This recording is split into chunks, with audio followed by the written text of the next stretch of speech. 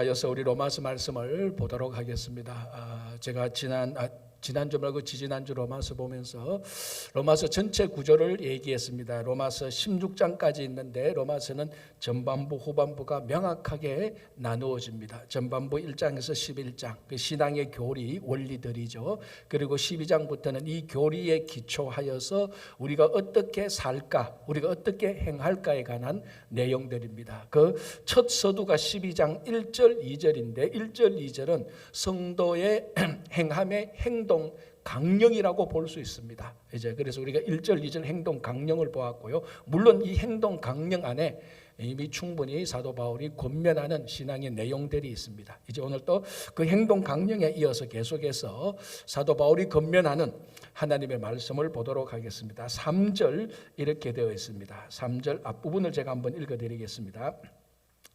내게 주신 은혜로 말미암아 너희 각 사람에게 말하노니 마땅히 생각할 그 이상의 생각을 품지 말고, 마땅히 생각할 그 생각의 그 이상을 품지 말아라.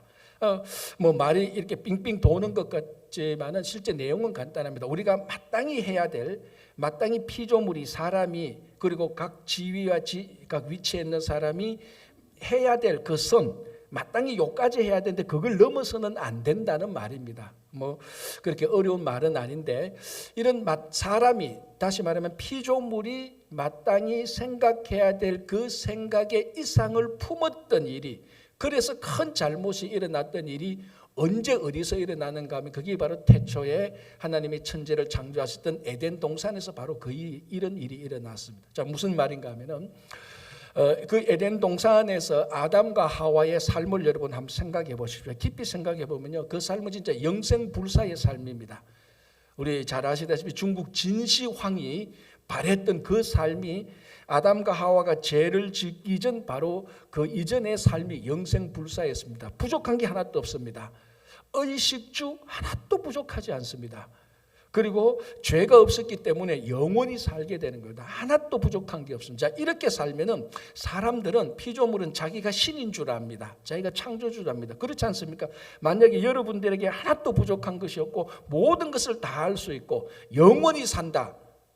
내가 신적이구나, 신이구나, 그렇게 생각할 수 있습니다. 그럼에도 불구하고 그 에덴 동산에 유일하게 사람이 피조물이라는 것을 알려주는 딱 한 가지가 있었죠. 그게 뭡니까? 선악과 아닙니까? 그래서 아담과 하와가 선악과 앞에만 서면은 이거는 하나님께서 먹어서는 안 돼라고 금지해 준 것입니다. 그래서 선악과를 볼 때마다 우리가 피조물이구나. 여기서 우리가 영원히 살지만은, 우리가 마음껏 살지만 모든 걸 다 할 수 있지만 모든 게 부족함 없이 풍족하지만은, 그럼에도 불구하고 이 선악과 앞에 서면은 창조주가 우리에게 금지한 그 계명 하나를 기억하면서 신이 아니다, 창조주가 아니고 우리가 피조물이라는 것을 알게 되는 겁니다. 다른 말로 하면은 그 선악과는 피조물이 넘어서는 안 되는 하나님의 선 라인이죠. 사도 바울의 말로 일하자면은 생각해야 될, 마땅히 생각해야 될 그 생각 이상을 품어서는 안 되는 선, 바로 그 선입니다. 자, 그런데 무슨 일이 일어났습니까? 뱀이 하와를 유혹하여서 그 선악을 알게 하는 열매를 먹을 때 몇 마디 말을 합니다. 창세기 3장을 보면은 첫 마디가 뭔가 하면은, 야, 하나님이 진짜로 그 열매를 먹지 말라고 하더냐? 이런 말을 던집니다. 그리고 또 뭐라고 말합니까? 그 열매를 먹으면은 죽지 않아. 그렇게 또 얘기를 합니다. 또 무슨 말을 하는가 하면은, 그 열매를 먹으면 눈이 밝게 될 것이다. 눈이 밝아질 것이다. 몇 마디 말을 하는데 결정타가 뭡니까? 너 그거 먹으면은 하나님과 같이 될 것이다라는 겁니다. 이게 바로 마땅히 피조물이 생각해야 될 그 생각 이상의, 그 이상을 품을 수 있도록 뱀이 하와에게 유혹한 겁니다. 그 선을 넘어버린 겁니다. 그래서 선악을 알게 하는 열매를 먹게 된 것입니다. 그래서 모든 인류가 죄인으로 태어나는 원죄, 오리지널 신이 일어나는 장면, 그 결정적인 이유가 뭔가 하면 오늘 사도 바울의 권면의 표현을 빌어서 말하자면, 피조물이 마땅히 생각해야 될 생각 그 이상의 마음을 품었기 때문에, 그것이 행동으로 나타났기 때문에 원죄, 오리지널 신이 생긴 것입니다. 자, 이 일로 인하여서 우리들의 일상적인 삶 속에 일어나는 마땅히 생각해야 될 그 생각 이상의 마음을 품을 때 두 가지 일이 일어납니다. 첫 번째가 뭔가 하면은 자만, 즉 교만이 일어나는 것입니다. 교만이라는 것은 현재 있는 내 자리, 내 위치, 내 영역 또는 내 신분이나 지위, 그것을 넘어서는 겁니다. 마땅히 그 있어야 될 내 자리, 내 영역을 넘어서 더 넘어서게 될 때 우리는 교만의 행위로 들어가게 되는 것입니다. 자, 우리 남유다의 구약의 남유다의 우시야 왕을 한번 생각해 보시기 바랍니다. 우시야 왕이 16살에 왕이 됩니다. 그리고 52년 동안 국가를 남유다를 통치하는데요. 이 우시야 왕이 얼마나 위대한 왕이었는가 하면은 초기 때 보면 건축, 국방, 농업, 목축, 경제, 경영, 외교 하나 부족한 게 없습니다. 그래서 나라가 계속해서 강성해집니다.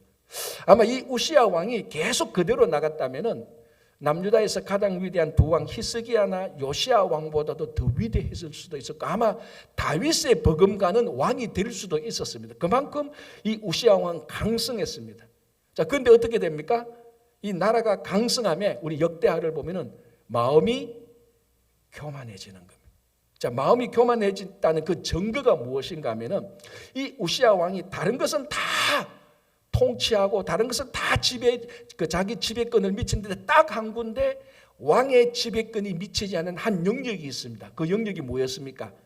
하나님께 제사, 즉 예배 드리는 영역입니다. 왜냐하면 그 영역은 유일하게 왕이 터치해서는 안 되는 부분입니다. 유일하게 그 영역은 하나님께서 지정하신 레위 자손의 후손 가운데 제사장만이 그 영역에서 하나님께 제사를 드릴 수 있는 그 영역입니다. 그런데 우시야 왕이 강성했지 않습니까? 다윗 버금가는 힘과 권력과 지배권이 있으니까 딱 하나 남았는 거. 그 마음의 생각에 마땅히 생각할 그 생각에 그 이상을 넘어서는 안 되는 그 선, 거기서 멈춰야 되는 그 선인데 그 선 뭡니까? 제사 드리는 영역입니다. 그래서 이 다윗이 향단을 붙잡고 제사를 드리려고 시도합니다. 다윗이 아니 미안합니다. 우시야가 그렇게 시도합니다. 자, 그때에 그 당시 제사장 아니 대제사장이었던 아사랴가 나머지 제사장 80명을 데리고 와서 왕을 막았으면서 말합니다. 우시야 왕을 막았으면서 왕이시여 이거는 안 됩니다. 이 영역은 우리 제사장이 하나님께서 임명하신 제사장이 드리는 제사의 영역입니다. 왕이시여 이러시면 안 됩니다. 간절히 말리지만은 우시야 왕은 어떻게 합니까? 그래도 향단을 붙잡고 제사를 드리려고 할 때에 무슨 일이 일어납니까? 하나님께서 그 적시로 1초도 기다리지 않고 그 적시로 우시야 왕에게 나병 걸리도록 해서 죽을 때까지 나병 걸린 채로 죽게 되는 것. 이게 뭡니까? 왕으로서 마땅히 생각해야 될 그 생각 이상을 품었습니다. 하나님께서 용서하지 않으셨어요. 그게 우리 인간의 교만으로 나타나는 것입니다.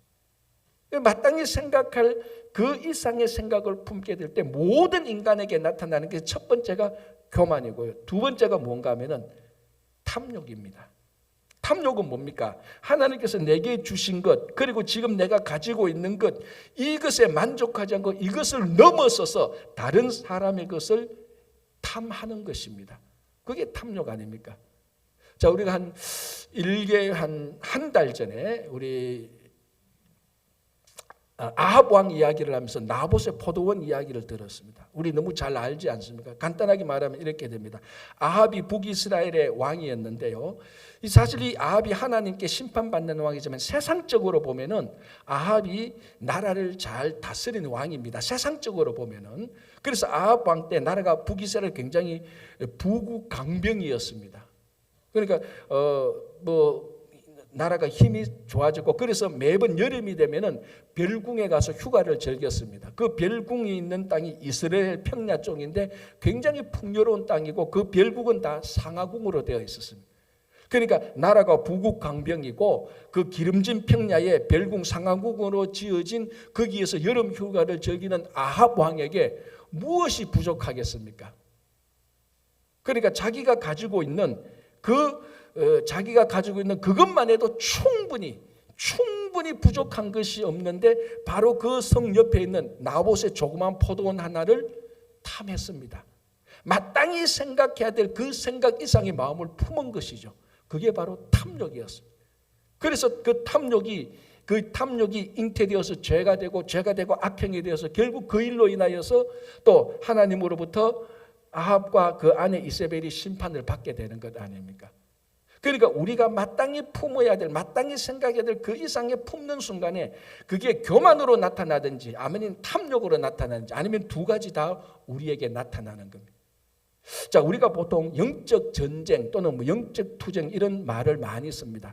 예수를 믿는 순간부터 인정하든 인정하지 않든 우리는 영적 전쟁을 시작할 수밖에 없습니다. 누구는 치열하게 하고 누구는 대충 하고 누구는 약하게 하지만 영적 전쟁에 우리가 들어가지 않을 수가 없습니다. 자, 그 영적 전쟁에서 사탄이 우리에게 던지는 가장 영적 전쟁을 해야 될 영역이 바로 이 두 가지 아닙니까? 교만과 탐욕. 어떻게 하면 이 교만과 탐욕을 이길 수 있습니까? 오늘 사도 바울이 우리들이 권면합니다. 마땅히 생각해야 될 그 생각 이상을 품지 마십시오. 하나님께서 우리에게 주신 것, 하나님께서 내게 주신 자리 이 영역에 그 이상을 품어서 교만과 탐욕으로 나가서는 안 되는 겁니다. 자, 바울이 뭐라고 말합니까? 빌립보서에서 나는 모든 상황에 만족할 줄 알고 자족하기를 배웠다 그럽니다. 그러면서 뭐라고 말합니까? 나는 배고픔에 처할 줄도 알고 배부름에 처할 줄도 알고 나는 비천에 처할 줄도 알고 나는 풍부에 처할 줄도 알았다. 이 말이 뭡니까? 배가 고파도 그 이상의 마음을 품지 않고 배가 불러도 그 이상의 마음을 품지 않았다는 것. 비천에 처해도 그 이상, 풍부에 처해도 그 이상의 마음을 품지 않고 하나님께서 내게 주신 것, 하나님께서 내게 주신 자리, 내게 주신 직분, 내게 주신 영역, 지위, 거기에 만족하며 감사하며 살았습니다. 여러분, 우리가 실제로 하나님께서 내게 주신 것에 만족하고 자족하고 감사하고 살 때에 어떤 탐욕도 어떤 교만도 우리를 시험할 수가 없습니다. 거기에서 한 발자국만 더 나가면요, 모든 사람이 교만과 탐욕에 다 걸려서 넘어질 수밖에 없습니다. 어떤 당나귀 한 마리가 있었는데 어느 날부터 이 모든 인간들이 자기에게 엎드려 절하고 경배하는 거예요. 신기하잖아요. 만물의 영장인 인간이 당나귀에게 절하고 경배하니까 그러니까 이 당나귀 기고만장한 겁니다. 인간이 내한테 절하고 경배하는구나. 가는 곳마다 절하고 경배하는 겁니다. 기고만장했죠. 그런데 딱 하나 기분 나쁜 게 있었습니다. 뭔가 하면은 아침마 되면은 자기 등 위에 타는 인간 하나가 있었는데 그게 기분이 나빴습니다. 아니 모든 인간이 다 내게 엎드려 경배하는데 왜 인간은 아침마 되면 내 등 위에 타? 그 하루는 열받아가지고 아침에 딱 탈 때 딱 일어나서 두 발을 떨고 어깨가 등을 쫙 폈습니다. 그러니까 그 등 뒤 그 당나귀 등 위에 탔던 그 사람이 넘어져서 허리를 다쳐서 앞으로 그 당나귀를 타지 못하게 됐습니다. 속이 시원했죠. 그래서 이제 당나귀가 가는 곳곳마다 무슨 일이 생깁니까? 감 잡히죠. 아무도 당나귀에게 엎드려 절하고 경배하지 않습니다. 오히려 사람에게 당나귀 혼자 가니까 쫓아내고 무시했습니다. 무슨 말인지 알죠? 그 당나귀 위에 탄 사람, 왕 때문에 사람들이 다 엎드려 경배한 겁니다. 이 당나귀는 자기가 마땅히 생각해야 될 생각 이상을 품어서는 안 되는데 그 왕의 자리를 자기가 날려버렸으니까 다시 무시받는 당나귀로 돌아간 것이. 오늘 사도 바울이 마땅히 생각할 생각 그 이상에 품지 말라. 이렇게 이것만 우리가 지켜도 우리가 탐욕과 교만의 시험에 들지 않습니다. 여러분, 한 사람의 성도가 탐욕과 교만의 시험에 걸려들지 않으면요, 여러분 주변에는 모든 사람들이 여러분들을 진짜 성도라고 인정합니다. 진짜 여러분들을 통하여서 예수 그리스도를 볼 수 있는 것입니다. 혹 지금 여러분 마땅히 생각해야 될 생각 이상의 그 어떤 것도 어떤 자리나 어떤 물질이나 어떤 인기나 어떤 명예나 관심을 품고 있다면 다시 돌아오시기 바랍니다. 어떤 탐욕이나 어떤 교만이 여러분들을 시험하지 못하게 될 것입니다. 자, 이것을 바울은 오늘 또 다르게 표현합니다. 믿음의 분량으로 표현하는데요. 3절 중간에 한번 읽어드릴게요.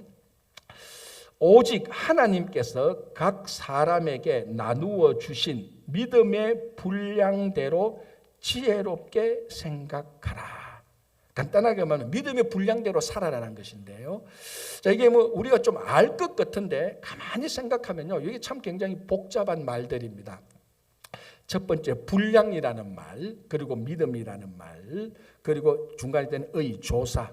그래서 이 주석가가 저 말을 분석하면서 사실은 저 분량, 믿음의 분량이라고 말 때 분량이라는 헬라어는 메트론입니다. 메트론. 이 메트론, 헬라어 메트론이 영어로 된 단어가 메트로놈입니다. 메트로놈이 뭡니까? 알죠? 옛날에 음악 시간에 박자, 정확히 박자할 때 그 똑딱똑딱 하면서 박자 맞춰주는 그 도구, 그게 메트로놈입니다. 그게 오늘 믿음의 분량이라고 말을 할 때 메트론에서 나온 단어입니다. 그래서 우리가 메트로놈은 우리 박자를 맞춰주는 도구이지만은 기준이라는 의미로 사용되어집니다. 내가 박자가 빠른지 늦은지 그 기준이 뭡니까? 메트로놈에 비춰보면 되는 겁니다. 메트로놈보다 내가 빠르게 하면 내가 빠른 거고 늦으면 늦는 겁니다. 그러니까 메트로놈은 이 메트론이라는 단어, 메트론은 기준이라는 의미가 있습니다. 글자 그대로 번역하면. 그래서 자, 이런 번역들, 그리고 믿음이라는 말, 또 여기서 믿음이라는 말은 이 믿음이라는 단어에 해당되는 피스티스라는 말은 우리 신약 성경에 믿음으로도 번역되고 믿는 것으로도 번역되고 신용, 신뢰 이런 말로도 번역되고 신앙이라는 말로도 번역됩니다. 그러니까 저 분량이라는 단어, 믿음이라는 단어가 여러 의미로 번역이 되는 거죠. 그리고 중간에 있는 믿음의 분량할 때 의자라는 이 조사가 소유격인지 목적격인지에 따라서 또 의견이 달라지는 거예요. 그래서 한 학자가 오랫동안 저 단어 믿음의 분량을 두고 조사를 했는데 70가지로 해석이 될 수 있대요. 70가지. 그래서 오늘 우리가 작정하고 한 70가지를 다 보느냐? 그게 아니고 사도 바울이 했던 믿음의 분량의 말 큰 의미 두 가지만 우리가 한번 살펴보려고 말합니다. 자, 지금 제가 방금 분량이라는 말이 메트론이고 메트로놈이고 그 원래 의미는 기준이라는 말이라고 했습니다. 믿음의 기준. 자, 이 믿음이란 말을 좀 더 객관적인 말로 우리가 번역을 하면 신앙입니다. 신앙. 그러니까 신앙의 기준이라는 말로도 번역이 되는 겁니다. 쉽게 말하면은 너희들은 믿음의 분량대로 살아라. 이 말을 신앙의 기준에 맞추어서 살아라. 이런 중요한 의미가 있는 것입니다. 자, 그럼 무슨 질문이 생깁니까? 그럼 신앙의 기준이 뭐예요? 그건 무엇인가를 알아야 거기에 맞추어 살 것 아닙니까? 자, 그런데 바울이 신앙의 믿음의 분량, 즉 신앙의 기준이 무엇인지 말하지 않는데 로마서를 보거나 사도 바울이 썼던 다른 편지를 보면은 예수 그리스도이거나 아니면 십자가이거나 아니면 성령의 인도하심 이런 내용들을 말하고 있습니다. 자, 여기서 신앙의 기준이 뭔가가 중요한 게 아니고 더 중요한 것은 여러분들이 신앙의 기준대로 사십시오라고 말했던 이 상황이 더 중요하다는 겁니다. 어떤 상황에서 이 말을 했습니까? 교회 공동체 상황에서 이 말을 했던 겁니다. 로마 교회 교인들, 즉 로마 교회에서 신앙생활을 하고 있는 성도 한 사람 한 사람들에게 여러분들이 만든 기준이 아니고 하나님께서 여러분들에게 주신 신앙의 기준, 그거에 맞추어서 사십시오라고 말을 합니다. 확실한 것은 하나님께서 우리들에게 주신 신앙의 기준이 그게 무엇인가는 정확히 예수 그리스도인지 십자가인지 성령의 인도하심인지 정확한지는 모르겠지만 확실한 건 있습니다. 무엇이 확실합니까? 그 신앙의 기준이 내가 아니라는 것은 확실하죠. 내가 아니라는 것은 확실합니다. 그러니까 교회 공동체에 살 때 사도 바울이 믿음의 분량대로 사십시오. 하나님께서 여러분들 각자에게 주신 믿음의 분량대로 사십시오 라는 이 말은 하나님께서 여러분들 각자에게 주신 신앙의 기준대로 사십시오. 이 말은 여러분들이 교회 공동체에서 여러분이 기준이 되어서 그 기준대로 사십시오. 이 말은 절대로 아니라는 겁니다. 자, 이 교회에는 조직이 있고 교회에는 운영 시스템이 있고 교회에는 사역이 있습니다. 뭐 여러 가지 또 다른 것인데 이런 사역과 운영 시스템 교회 조직에서 함께 교회 공동체 생활을 할 때 한 사람 한 사람이 그 교회의 신앙의 기준에 따라 맞추어 사는 것이지 내가 기준이 되어서 살아라는 말이 절대로 아니라는 거예요. 내가 똑똑하고 내가 경력이 많고 내가 잘 아니까 내가 교회가 무엇인 가장 잘한다. 그래서 이 교회에서는 내가 기준이 되었습니다. 그게 절대로 아니라는 겁니다. 교회에 주어진 사역의 기준, 교회 조직의 기준, 거기에 내가 맞추어서 살아. 그 신앙의 기준을 맞추어서 살아라. 바로 그 말이 되는 것입니다. 여러분 우리 그 음악의 대가들 특별히 성악하는 사람들 파파로티 폴라시스 도밍고 이런 사람들 유튜브에서 보면은 그런 사람들 독창하는 거 들으면 솔로로 노래하는 거 들으면 정말로 잘합니다. 그죠? 근데 이제 제가 그 사람들이 그 독창하는 그 악보를 보지는 않았지만 본들 제가 알겠습니까만은 보지는 않았는데 어떨 때는 그런 대가들이 솔로를 할 때 악보대로 안 할 때가 있습니다. 악보 여기서는 3박자인데 4박자 뺄 때가 있어요. 그리고 반박자 올릴 때도 있고 낮출 때도 있습니다. 왜? 자기가 그 악보를 보고 자기 나름대로 주관적으로 해석을 하는 거예요. 여기 때는 원래 악보가 3박자 빼지만 내가 4박자로 빼니까 더 좋을 수 있다. 4박자로 빼서 하는 거예요. 그 듣는 청중들은 훨씬 더 그게 새롭고 훨씬 더 좋아 보일 때가 있습니다. 문제가 안 됩니다. 솔로로 부르는데 악보대로 안 부르고 내 주관적으로 불러도 우리가 그러면 또 재미가 없죠. 대가들이 해야 재미가 있죠. 그렇게 해도 문제가 안 됩니다. 그런데 그 대가들이 합창을 할 때 어떻게 해야 됩니까? 지 마음대로 3박자를 4박자로 빼도 됩니까? 안 되죠. 합창을 할 때는 천하에 없는 음악의 대가라고 할지라도 악보대로 해야 되는 거예요. 3박자면 3박자 해야 되는 거예요. 혼자 할 때는 4박자 해도 괜찮아요. 그러나 합창을 할 때는 어떤 음악의 대가라도 3박자면 3박자 해야 됩니다. 왜? 기준이 있으니까. 악보라는 기준이 있으니까. 신앙생활도 똑같습니다. 아무리 내가 똑똑하고 아무리 내가 능력이 있고 사회적으로 영향력이 있다 할지라도 내가 회사 나가고 직장에 나가면 사회에 나가면 내가 영향력이 있어 내가 원하는 방식 내가 원하는 스타일로 직장생활하고 비즈니스 합니다. 문제 없습니다. 그러나 교회에 들어오면 교회 공동체 들어오면 사도 바울이 말한다. 너희들은 믿음의 분량대로 하라. 다시 말하면 신앙의 기준에 맞추어라. 미안하지만은 너가 신앙의 기준은 아니다. 네가 아무리 똑똑해도 똑같죠. 우리가 신앙생활 때 우리가 하나님에게 맞추어야지. 예수 그리스도에게 맞추어서 살아야 되지. 내가 이렇게 하면 편리하고 내가 이렇게 하면 좋고 내가 이렇게 하면 출세하고 성공한다고 해서 예수님 내게 맞추시오. 하나님 내게 맞추시오. 그렇게 말하는 사람 아무도 없습니다. 교회도 동일합니다. 교회는 그리스도의 몸이고 교회의 머리는 예수 그리스도 아닙니까? 교회 생활도 똑같습니다. 교회가 내게 맞춰. 나 이렇게 하면 편한데 그래서 내가 이 교회에서 신앙생활인데 왜 내게 안 맞춰? 그게 아니고 좀 불편하고 힘들더라도 교회에 있는 신앙의 기준을 내가 맞춰갈 때 그 교회가 든든하고 건강하고 성숙한 교회가 되는 겁니다. 바울이 말한 바로 상황이 그겁니다. 교회 공동체 상황에서 신앙의 기준에 맞추어 살아. 이게 첫 번째 믿음의 분량대로 살아라는 것의 기준, 첫 번째 해석이고요. 70가지 가운데 또 70가지 가운데 중요한 해석 하나는 오늘 이 한국말로 번역되어 있는 이 번역하고 비슷한 겁니다. 자, 하나님께서 우리 각자에게 주신 신앙의 분량, 신앙의 양이 있습니다. 물리적인 양이 다른 것이죠. 자, 우리 여기도 우리 각자 이렇게 함께 모여서 예배드리는데 여러분 각자 제가 볼 때는 믿음의 분량이 달라요. 양이 달라요. 하나님께서 주신 양이 다 다릅니다. 자, 가장 쉽게 말하자면은 여러분 달란트 비유를 한번 생각해 보시죠. 달란트 비유 때 주인이 멀리 출장 갈 때 종에게 똑같은 달란트를 줍니까? 아니요. 달란트 양이 다릅니다. 누구는 5달란트, 2달란트, 1달란트 다르게 양을 줍니다. 그 달란트 비유의 포커스는 뭡니까? 나는 왜 5달란트냐? 너는 왜 2달란트냐? 그게 포커스가 아니죠. 각자 내게 주어진 달란트의 양에 충실한 겁니다.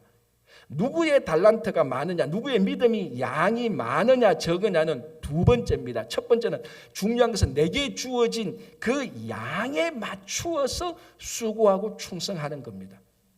자, 234 곱하기 3456 이 곱셈 문제를 두 학생이 다 문제를 풀어서 답을 맞추었습니다. 이 두 학생이 잘했습니까? 못했습니까? 제가 묻는 질문 항상 아리까리 해가지고 잘할 수도 있고 못할 수도 있죠. 자, 예를 들어서 2학년 학생이 갓 구구단을 배우는 초등학교 2학년 학생이 234 곱하기 3456을 풀었다. 정말 잘한 거죠. 그런데 대학생이 그거 풀었다고 해서 아무도 잘했다고 말하지 않습니다. 왜? 수학의 레벨 수준이 다르잖아요. 믿음의 양도 이것입니다. 새가족은 믿음의 양이 작습니다. 당연하죠. 새가족의 믿음의 양이 많으면 감당하지 못합니다. 새가족에게는 믿음의 양을 하나님께서 적게 주셨고, 그렇다고 해서 나쁘다는 말이 아니죠. 거기에 맞도록 하나님께서 처음 예수를 믿는 사람들에게는 하나님께서 믿음의 양을 적게 줍니다. 그러나 30년, 40년 충실하게 신앙생활하고 한 교회의 중직자가 된 사람에게는 하나님의 믿음의 양을 많이 줍니다. 그런데 믿음의 양이 적은 새가족이 1년 동안 매일 주일을 계속해서 주일 성수했다. 잘했습니까? 못했습니까? 잘한 거죠. 정말 잘한 거죠. 그런데 중직자가, 교회에 가장 책임을 진 중직자가 1년 동안 일주일에 주일에 한 번만 딸랑딸랑 계속 나왔다. 새벽기도 생략, 성경공부 생략, 사역 생략, 다 생략했다. 잘했습니까? 못했습니까? 왜 좀 찔립니까? 왜 대답을 안 합니까? 그건 못한 거죠. 못한 거죠. 중직자의 믿음의 분량은 이만큼 있는데 이만큼 해야 됩니다. 주일날 한 번만 달랑 나온 거 그건 잘한 거 아니에요. 대학생이 234 곱하기 3456 풀었다고 내 잘했다 말하는 거하고 똑같은 모양입니다. 바로 믿음의 분량대로 살아가는 건 바로 그겁니다. 새가족에는 믿음이 적어요. 새신자에게는. 중직자의 믿음이 양이 많아요. 많고 적고가 중요한 게 아니고 내게 주어진 하나님께서 내게 주신 믿음의 양에 충성하는 게 그게 중요한 것입니다. 그게 지혜롭게 살아가는 것입니다. 자, 그렇다면은 지난 1년 동안 여러분들 믿음의 양은 줄었습니까? 늘었습니까? 자, 내게 주어진 이 믿음의 양이 많든 적든 그 믿음의 양에 수고하고 충성할 때 하나님께서는 계속해서 더 많은 믿음의 양을 주십니다. 달란트 비유하고 똑같죠. 수고하고 충성했던 그 달란트, 많은 달란트를 남긴 달란트에게는 하나님께서 더 많은 달란트를 주라고 말합니다. 게으른 종에는 있는 것도 빼앗아가죠. 똑같습니다. 우리 각자에게 주어진 믿음의 양이 있는데 그 양이 많고 적음을 보지 않고 그 믿음의 양고 작아도 거기에 충성할 때 하나님은 계속해서 더 많은 믿음의 양을 부어주십니다. 그래서 지금 믿음의 양이 많은데 안 할 때 게으름을 피울 때 믿음의 양을 하나님께서 계속해서 뺏어가는 것이죠. 그래서 이 믿음의 분량대로 우리가 지혜롭게 처신하라는 것은 믿음의 분량이 많고 적음에 따라서 교회 안에서 계급이나 서열이나 차별이 정해지는 것 절대로 아닙니다. 그러나 내한테 주어진 믿음의 양이 다른 사람하고 비교하는 것이 아니고 내게 주어진 믿음의 양이 많으면 많을수록 많이 감당하고 적으면 적을수록 충성스럽게 감당할 때 하나님께서는 계속해서 믿음의 양이 더 많게 해주는 겁니다. 자, 내년 이맘때 앞으로 1년 동안 여러분들의 믿음의 양이 지금 어떻든지 간에 정말 믿음의 양이 많아질 수 있도록 하나님께서 지금 주신 믿음의 양에 수고하고 충성스럽기를 간절히 바랍니다. 자, 이제 믿음의 양이 다릅니다. 자, 이것을 4절 5절에서는 한 몸에 붙어 있는 지체가 다른 것으로 표현하고 있습니다. 자, 4절 5절 제가 한번 봉독할게요. 우리가 한 몸에 많은 지체를 가졌으나 모든 지체가 같은 기능을 가진 것이 아니니 이와 같이 우리 많은 사람이 그리스도 안에서 한 몸이 되어 서로 지체가 되었느니라. 이렇게 되어 있습니다. 자, 믿음의 양이 다릅니다. 이거를 4절 5절에서는 지체가 다른 것으로 표현합니다. 지체가 서로 다른 지체가 어떻게 하나가 되는가 하면은 똑같은 한 몸에 붙어 있으면 하나가 된다고 말합니다. 그거하고 같은 비유로 믿음의 양이 다른 사람이 어떻게 하나가 되느냐? 그리스도 안에 있으면 하나가 된다고 말합니다. 그리스도 안에 있으면 다른 게 아닙니다. 자, 유대인들은 율법 안에 있으면 자기들이 하나가 된다고 생각합니다. 그래서 율법의 규례들을 열심히 지킵니다. 로만 카톨릭은 죄송하지만 카톨릭을 잘 연구하면 로만 카톨릭은 교황 체제 아래서 하나가 되는 것을 강조하고 있습니다. 자, 바울은 교황 제도나 어떤 제도나 율법을 말하는 것이 아니고 그리스도 안에서라고 말을 합니다. 나라와 민족 안에서 하나가 되는 게 아닙니다. 민족 달라도 괜찮아요. 나라가 달라도 괜찮습니다. 인종이 달라도 괜찮습니다. 문화가 달라도 괜찮고 전통이 달라도 괜찮고 경험이 달라도 괜찮습니다. 그리스도 안에서 하나가 되는 것입니다. 다른 데에서 하나가 되는 것이 아니고 오직 그리스도 안에서만 하나가 되는 것인데, 요한복음 15장을 보면 예수님께서 친히 이것을 어떻게 비유로 말씀하시는가 하면 그 유명한 포도나무 비유를 말하는 겁니다. 너희들이, 그러니까 포도나무 가지가 어떻게 포도나무에서 하나가 되는가 하면 줄기에 붙어 있으면 되는 겁니다. 자, 보십시오 여러분. 포도나무 줄기가 하나인데 가지가 많이 붙어 있습니다. 그 가지들을 하나하나 살펴보면 다 다릅니다. 긴 가지도 있고 짧은 가지도 있고 좀 동그란 가지도 있고 좀 각진 가지도 있고 다 다릅니다. 그럼에도 불구하고 줄기에만 붙어 있으면은 이 뿌리의 영양분이 줄기를 통하여서 각 가지로 나가게 될 때 포도나무는 무슨 열매를 맺게 됩니까? 똑같이 포도라는 열매를 맺게 됩니다. 그렇게 해서 하나가 되는 겁니다. 마찬가지로 우리가 다 달라도 취향과 성격과 학력과 경력과 미국 온 이유, 이민 온 사연이 다 달라도, 성질이 다 달라도 우리가 그리스도 안에 붙어 있으면은 예수 그리스도라는 뿌리를 통하여서, 예수 그리스도의 줄기를 통하여서 우리에게 똑같이 그리스도의 열매를 맺게 되므로 우리가 하나가 되는 것입니다. 그래서 믿음의 양이 달라도, 누구는 믿음의 양이 크고 믿음의 양이 작아도 그것 가지고 누가 더 계급이 높고 서열이, 그게 아니고 그리스도 안에 붙어 있으면 똑같은 그리스도의, 예수님의 열매를 맺게 되는 것입니다. 그게 무엇을 비유로 말하는가? 오늘 사도 바울은 교회라는 비유를, 이 교회라는 상황에서 얘기를 해주고 있는 것입니다. 그리고 우리 각자 다 다릅니다. 한 사람도 똑같지 않습니다. 쌍둥이도 한 사람도 똑같지 않습니다. 우리 중고등부 여러분 나왔을 때 세 쌍둥이였어요. 중고등부에 다 달라요. 한 명도 똑같지 않습니다. 그럼에도 불구하고 다 똑같이 되는 것은 그리스도라는 몸에 붙어 있을 때, 그리스도의 영양분을 먹게 될 때 우리는 똑같은 그리스도의 열매를 맺게 되므로 우리가 같이 되는 것입니다. 자, 이렇게 된다면은, 가지가 줄기에 붙어 있다면은 가지는 자기 마음대로 하지 못합니다. 줄기가 움직이는 대로, 그 방향대로 줄기가 가는 목적대로 따라갈 수밖에 없습니다. 그래서 이 가지, 줄기에 붙어 있는 가지는 줄기가 가는 대로 방향으로 같이 가야 됩니다. 자, 예를 들어서 이게 이제 제 몸에 손과 발이라는 지체가 있습니다. 몸에 붙어 있습니다. 그런데 이 몸이 가고자 하는데, 머리에 지령을 받아서 몸이 가고자 하는데 오른발과 왼발이 서로 다른 방향으로 가면 어떻게 됩니까? 제 가랭이가, 그렇죠, 건전하지 못하겠죠. 그럼 몸에 붙어 있는 지체는 방향과 목적이 같아야 됩니다. 자, 물건을 하나 들려고 그랬는데 오른손과 왼손이 같이 잡아야 됩니다. 근데 오른손과 왼손이 기분이 나빠져서 다른 물건을 쥐기 시작하면 물건 하나도 제대로 쥐지 못하는 손이 되는 겁니다. 그래서 하나가 된다는 것은 똑같은 방향, 똑같은 목적을 향해서 가는 겁니다. 또 그것이 하나가 되는 겁니다. 우리 그 한국 소설 가운데 황석영 씨가 썼던 산포 가는 길이 있습니다. 이 영화로도 옛날에 70년대, 80년대 영화로 나오는데요. 그 내용을 보면은 주인공 세 사람이 나오는데 첫 번째 주인공 영달이라는 사람이 나옵니다.